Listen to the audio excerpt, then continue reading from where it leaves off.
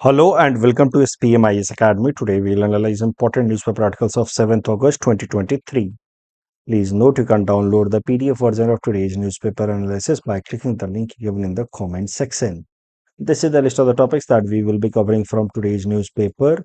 The first article is about official and national language debate in India. This topic is important from our syllabus GS paper 2 Indian polity point of view. देखिए India के अंदर लगभग 100 से भी ज़्यादा languages बोले जाती हैं और अंदाजन लगभग 270 मदर टंग्स हैं हमारे देश के अंदर। But the constitution does not list any one language as national language. हमारे देश में कॉन्स्टिट्यूशन के हिसाब से कोई नेशनल लैंग्वेज नहीं है। हाँ, ऑफिशियल लैंग्वेज जरूर है, official language for the purpose of official activities of the state. तो ऑफिशियल लैंग्वेजेस का जिक्र है आर्टिकल 343(1) में। So it reads something like this कि official language of union shall be Hindi in Devanagari script and the form of numerals to be used for official purpose will be in the international form। मतलब जैसे ये international form है numerals का 100 से लिखने का, तो हमारे देश में ऑफिशियल लैंग्वेज हिंदी है, that has to be written in Devanagari script, और लिखने के लिए जो न्यूमरल्स हैं वो इंटरनेशनल नंबर्स इस्तेमाल किए जाएंगे। और हिंदी के लिए एक और प्रोविजन है हमारे कॉन्स्टिट्यूशन में article 351 which is a kind of directive to the state but not part of part 4 of the Indian constitution, that is DPSP। normally part 4 DPSP में ही दिया रहता है डायरेक्टिव्स फॉर द स्टेट, लेकिन ये कैसा डायरेक्टिव है which is outside part 4 या DPSP, that is article 351 directives to the states for development of Hindi language. तो यहाँ पे हमारा संविधान या हमारा कॉन्स्टिट्यूशन डायरेक्शन देता है स्टेट को that it will be duty of the union to develop and promote the spread of Hindi language so that it may serve as a medium of expression for all. But ये साथ साथ ये भी लिखा है कि it must not be done by having interfering into any of the schedule languages of our country which is mention under 8th schedule. तो यहाँ तक आते आते हमने 3 तरह के लैंग्वेजेस की बात कर ली। नेशनल लैंग्वेज जो हमारे देश में कॉन्स्टिट्यूशन के हिसाब से नहीं है, ऑफिशियल लैंग्वेज जो हमारे देश में आर्टिकल 343 के हिसाब से हिंदी है, आगे हम देखेंगे इंग्लिश के बारे में भी, लेकिन अभी तक आर्टिकल 343 के हिसाब से हिंदी है। और 351 को जब हम पढ़ते हैं तो वहां में पता चलता है कि यूनियन को डायरेक्टिव देता है हमारा कॉन्स्टिट्यूशन की हिंदी एज ए लैंग्वेज को डेवलप करना है, but not at the cost of schedule languages mention in 8th schedule. तो शेड्यूल लैंग्वेजेस क्या है, आपने इंडियन कॉन्स्टिट्यूशन के 8th शेड्यूल में जरूर पढ़ रखा होगा कि 22 languages have been recognized by the constitution as schedule language. तो schedule language are those languages that are identified or recognized by the state. ये सारे लैंग्वेजेस रिकॉग्नाइज किए जाते हैं स्टेट द्वारा, हमारी सरकार द्वारा, and they can act as a medium of interaction between state and the citizen.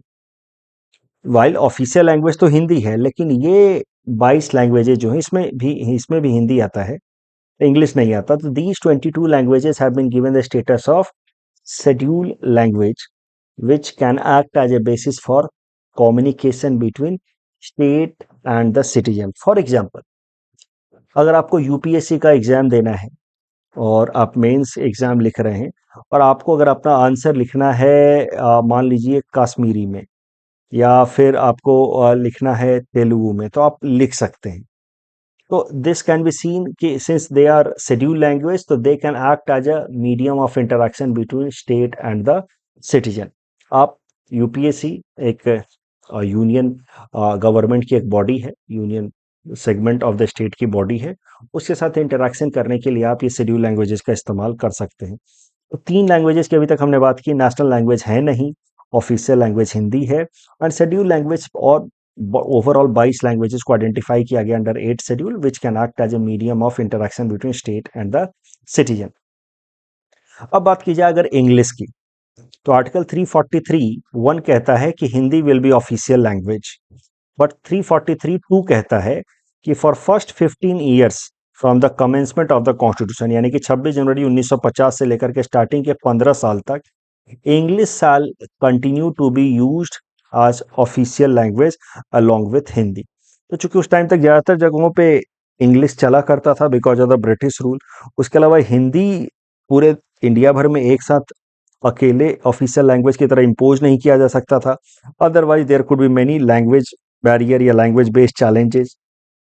तो इस प्रॉब्लम से को एड्रेस करने के लिए 15 साल के लिए फैसला लिया गया कि हिंदी के साथ साथ इंग्लिश को भी कंटिन्यू किया जाएगा एज ऑफिशियल लैंग्वेज। लेकिन आर्टिकल 343 में यह भी लिख दिया गया था कि पार्लियामेंट में by law provide for the use of English or any other language beyond 15 years as official language. तो मैं एक बार सीक्वेंस में अगर बोल दूं, 343 कहता है हिंदी हमारा ऑफिशियल लैंग्वेज होगा। 343(2) कहता है हिंदी के साथ इंग्लिश भी होगा 15 साल के लिए। 343(3) कहता है कि इंग्लिश को 15 साल के आगे भी कंटिन्यू किया जा सकता है with help of a law made by the parliament. और जब 15 साल पूरे होने को आए, जब English as an official language खत्म होने वाला था, उस टाइम में साउथ इंडियन स्टेट्स में काफी ज्यादा प्रोटेस्ट होने लगा because they were not ready to accept Hindi as only official language of India. So that way there would be dominance of Hindi speaking states over the South Indian states.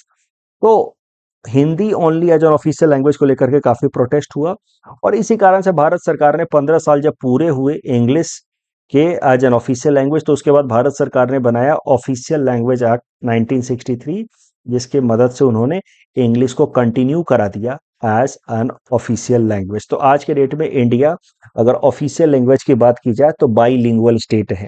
We have two official language at the union level, Hindi and English. यही कारण है कि आप अगर हमारे passport को देखें, Indian passport को, तो वहां पे इंग्लिश और हिंदी दोनों में ही चीजें लिखी हुई रहती हैं। Republic of India and Bharat गणराज्य। अब करंट कॉन्टेक्स्ट देखते हैं, क्यों हम लोग ये लैंग्वेज डिबेट में पढ़ रहे हैं। तो देखिए, आपको एक बात तो मैंने क्लियरली समझा दिया कि constitution does not list any one language as India's national language. True. लेकिन हाल फिलहाल में सुप्रीम कोर्ट ने एक केस की सुनवाई में अपना स्टेटमेंट देते हुए कहा कि भारत के अंदर 22 ऑफिशियल लैंग्वेजेस हैं, तो उन्होंने शेड्यूल के लिए ऑफिशियल लैंग्वेज का शब्द इस्तेमाल किया और सुप्रीम कोर्ट ने हिंदी को कहा कि ये नेशनल लैंग्वेज है।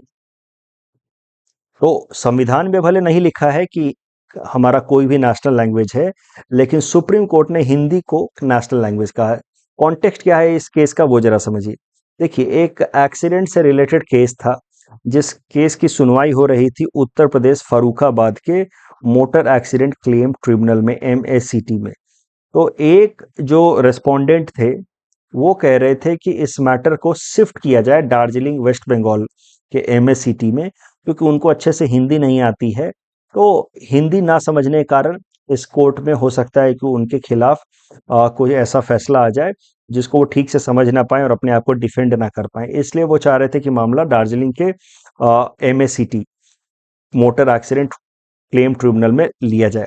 इस पे सुप्रीम कोर्ट ने कहा कि देखिए, हिंदी नेशनल लैंग्वेज है देश का और हिंदी आपको थोड़ी बहुत आनी चाहिए और आपको हिंदी के बेसिस पे ही आपको इस फर्रुखाबाद के MACT में आर्ग्यू करना है। तो द पॉइंट इज कि this case is not important, but important is कि हमारा कॉन्स्टिट्यूशन कोई नेशनल लैंग्वेज का जिक्र नहीं करता है, but the supreme court in its recent statement has said कि Hindi is a national language. अब ये मायने क्यों रखता है, क्योंकि देखिए, सुप्रीम कोर्ट को माना जाता है custodian of the constitution. Means constitution से रिलेटेड जितनी भी बातें हैं, अगर उन पे कुछ इंटरप्रिटेशन करना है, उनमें कुछ नए आइडियाज ऐड करने हैं, तो it is the supreme court whose ideas will act as extension of the constitution. तो अगर सुप्रीम कोर्ट ने कोई भी स्टेटमेंट दिया है, कोई भी जजमेंट दिया है, it is known as guardian of the constitution, it is known as final interpreter of the constitution. तो कॉन्स्टिट्यूशन के किसी भी आर्टिकल को लेकर के, किसी भी प्रोविजन को लेकर के अगर एम्बिग्विटी है, तो उस पे सुप्रीम कोर्ट के स्टेटमेंट से ओपिनियन को कॉन्स्टिट्यूशन का ही पार्ट माना जाता है। जैसे आपने कई सारे केसेस सुने होंगे, Berubari union case and all, ये प्रियम्बल हिस्सा है कि नहीं कॉन्स्टिट्यूशन का एंड ऑल। तो supreme court whatever says is considered as an extension or extended part of the constitution. तो अब भले हमारा संविधान नहीं कहता है कि कॉन्स्टिट्यूशन के हिसाब से there is any national language, but supreme court ने कहा है कि there is a national language which is Hindi. तो that has to be taken care. आपके साथ ऐसे सवाल पूछे जा सकते हैं, as per the constitution Hindi is national language, that statement will be wrong. क्योंकि संविधान के हिसाब से there is no national language. But ऐसा स्टेटमेंट भी आ सकता है कि as according to recent supreme court statement, Hindi has been declared as a national language, that statement will be correct. तो जो भी डिस्कशन मैंने दिया इसके बेसिस पे यूपीएससी प्रीलिम्स के एक 2015 का ये क्वेश्चन है जिसको आप सॉल्व कर सकते हैं। Please attempt this question and you can submit the answer in the comment section. Official versus national language debate, article 343(1) कहता है official language which is Hindi along with English initially for 15 years, that was written in 353(2) but extended beyond 15 years under official language act of 1963। हमारे देश में 22 schedule languages भी हैं। They are meant for interaction between state and the citizen.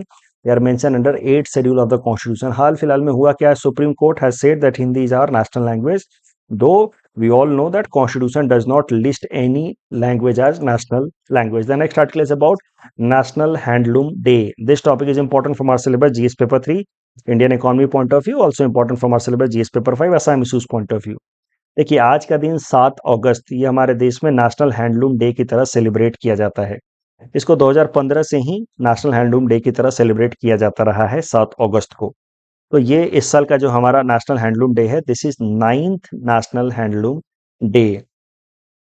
तो आखिर 7 अगस्त की क्या खासियत है, क्यों इस दिन को नेशनल हैंडलूम डे की तरह सेलिब्रेट किया जाता है, वो भी जरा देख लेते हैं। देखिए, स्वदेशी मूवमेंट इसी तारीख को 7 अगस्त 1905 को ही लॉन्च किया गया था। और स्वदेशी मूवमेंट का मेन गोल क्या था कि जो मैनचेस्टर से आने वाले कपड़े हैं उसको बॉयकॉट किया जाए और उसके जगह पे देश से बनाए हुए, हैंडलूम से बनाए हुए कपड़ों को ज्यादा प्रमोट किया जाए। तो Swadeshi movement during Indian national movement is very much linked with the concept of handloom.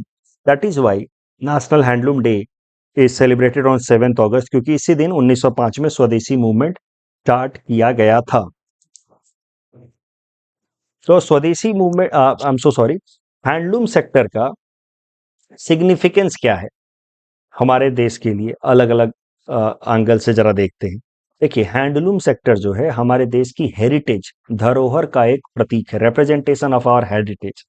जो हमारा रिच कल्चरल हेरिटेज है, rich cultural textile related heritage है, उसको रिफ्लेक्ट करता है हैंडलूम सेक्टर। सॉफ्ट पावर भी रिफ्लेक्ट करता है।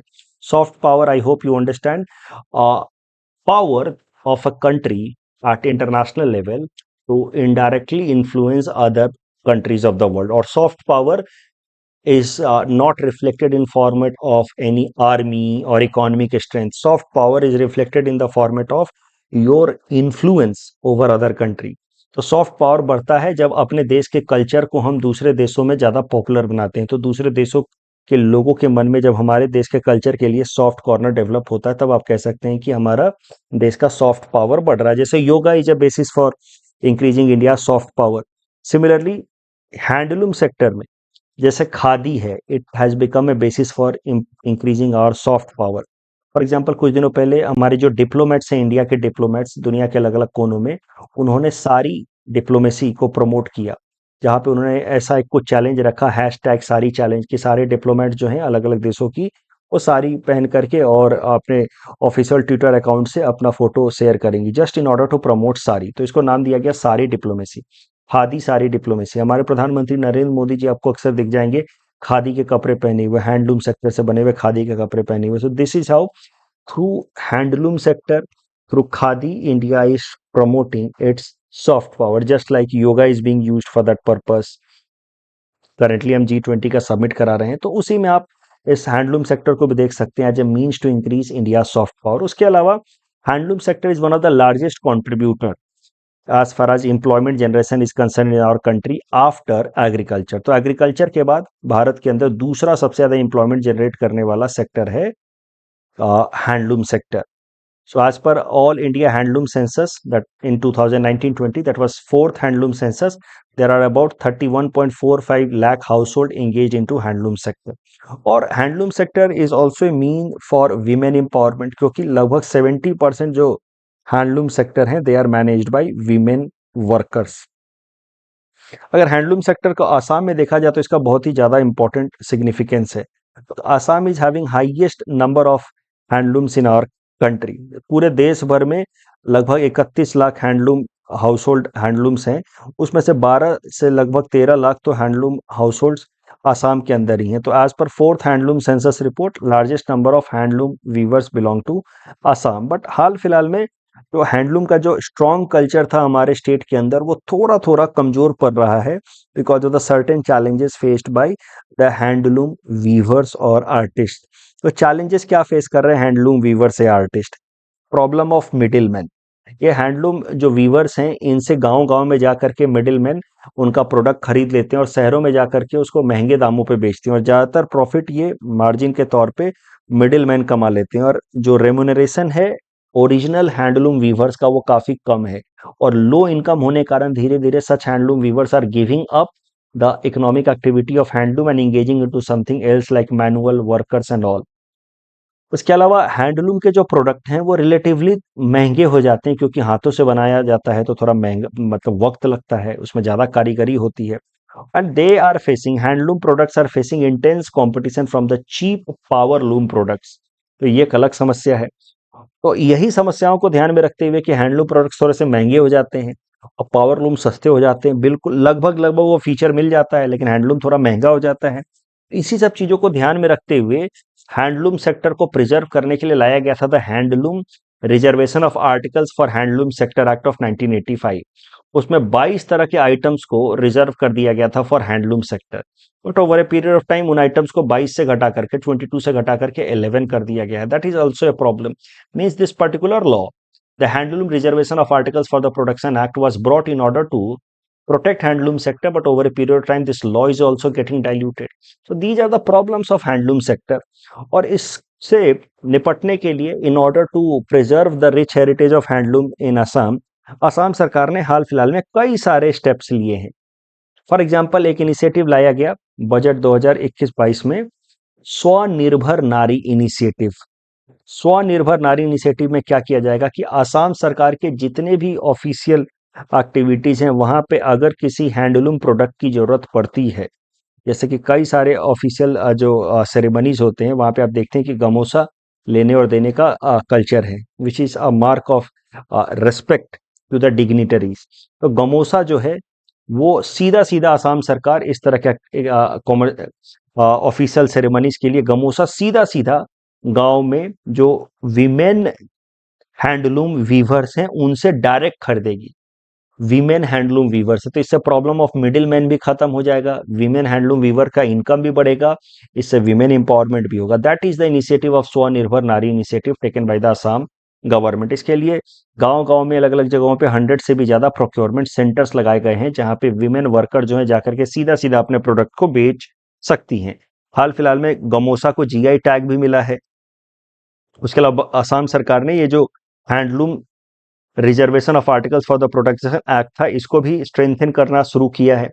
सुआलकुची सिल्क को अलग से स्पेशल ट्रेडमार्क दिया गया है जिसका नाम है सुआलकुची सिल्क ट्रेडमार्क। पूरा का पूरा जो सुआलकुची विलेज है उसको डिक्लेयर कर दिया गया हैंडलूम हेरिटेज विलेज। तो ये सारे इनिशिएटिव्स लिए गए हैं in order to promote the handloom sector. आप देख सकते हैं Assam CM urges everyone to purchase handloom gamosas only. तो आप समझिए इमोशनल या मोरल अनाउंसमेंट, मोरल सपोर्ट भी डेवलप किया जा रहा है।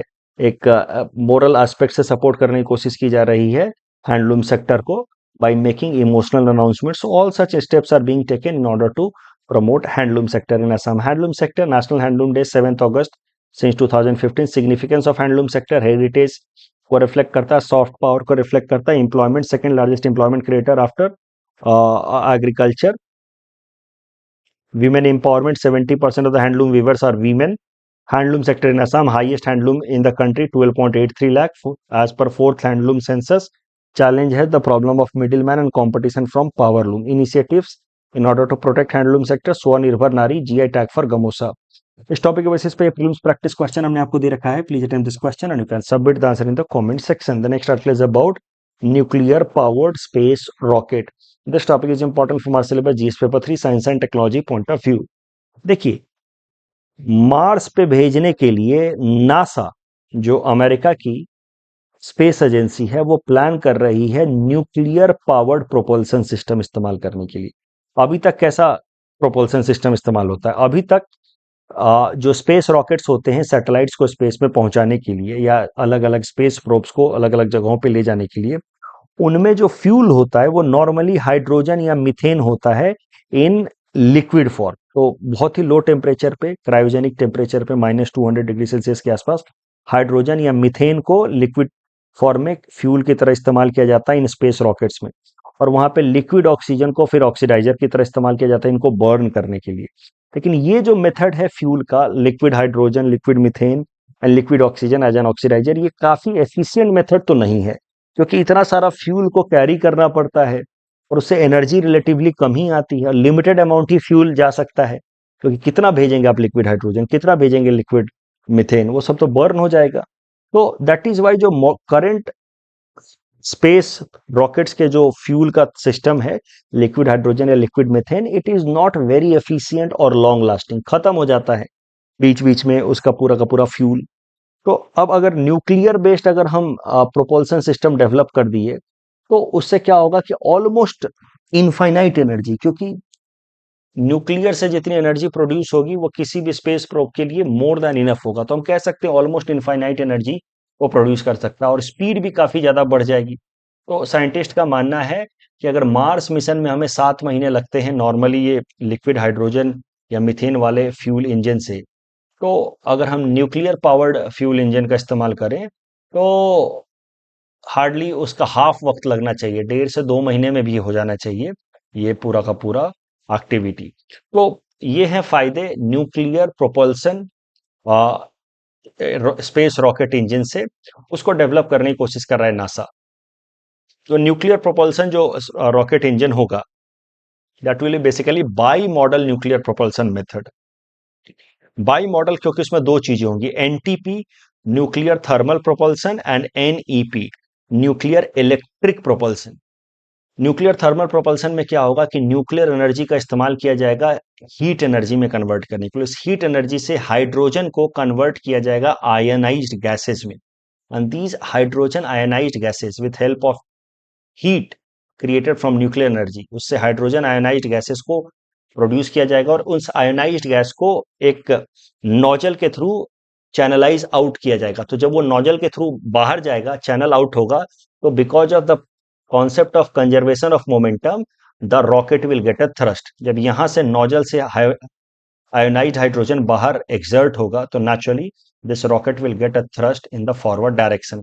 ये होगा एनटीपी में, न्यूक्लियर एनर्जी से थर्मल एनर्जी प्रोड्यूस करेंगे और थर्मल एनर्जी से हाइड्रोजन को आयोनाइज गैस में कन्वर्ट करेंगे। और फिर एक बाई मॉडल न्यूक्लियर प्रोपल्सन इसको इसलिए कह रहे हैं क्योंकि एनटीपी के अलावा एनईपी भी होगा, जिसमें बहुत सारा इलेक्ट्रोमैग्नेटिक फील्ड प्रोड्यूस किया जाएगा with help of nuclear energy, and that high intensity electromagnetic field created with help of nuclear energy will help in converting some inert gas like xenon into ionized inert gas।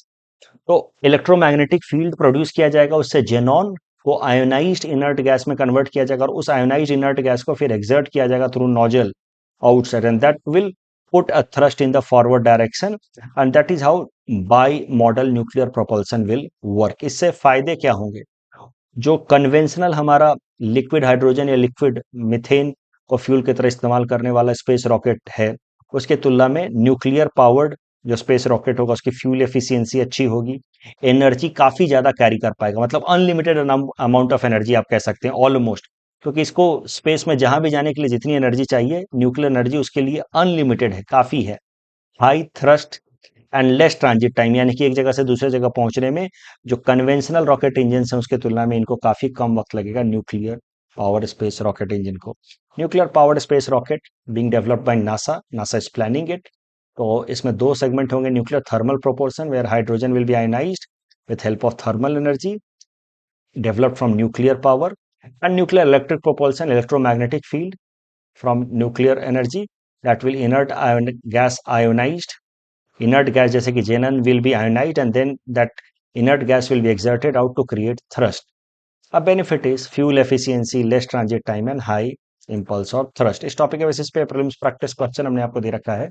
this question and you can submit the answer in the comment section। The next article is about Meri Mati Mera Desh campaign and this topic is important from prelims exam point of view। देखिए, हाल फिलहाल में आपको पता है कि जो महीने का आखिरी संडे होता है, उस दिन हमारे प्रधानमंत्री नरेंद्र मोदी जी एक रेडियो प्रोग्राम लेकर के आते हैं, मन की बात।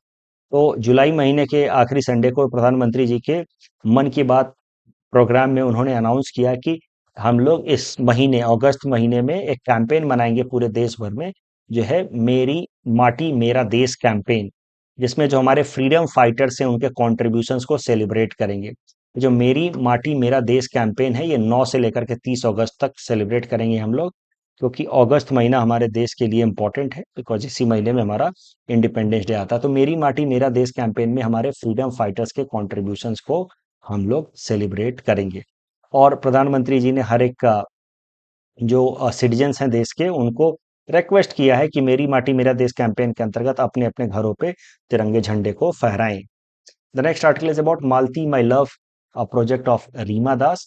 पीटी पर्सपेक्टिव से याद रखिए, क्या पता आ जाए। ध्यान में रखिए, Malati my love, the latest work by Rima Das has been named among the 30 projects of by Busan international film festival for this year's Asian project market. ये दोनों बातें, मेरी माटी मेरा देश कैंपेन और मालती माई लव से रिलेटेड जो फैक्चुअल बातें मैंने आपको समझाई, यहाँ लिख करके दे दिया। ऐसे ही आपको नोट्स बना लेना है अपने कॉपी में और याद रखना है। और जो लास्ट डे हमने क्वेश्चन दिया था सुपर कंडक्टिविटी से रिलेटेड, पहला स्टेटमेंट तो गलत है। सर्न में नहीं, 1911 में ही पहली बार सुपर कंडक्टिविटी को हमने डिस्कवर कर लिया था। First statement is wrong but second is correct. So correct answer is option B. And Amrit Bharat station से रिलेटेड भी पहला स्टेटमेंट गलत है। ये स्पेस स्टेशन से इसका कुछ भी लेना देना नहीं है, रेलवे स्टेशन से लेना देना है। पहला गलत है, दूसरा सही है। That's all from our side for today. Thanks for watching.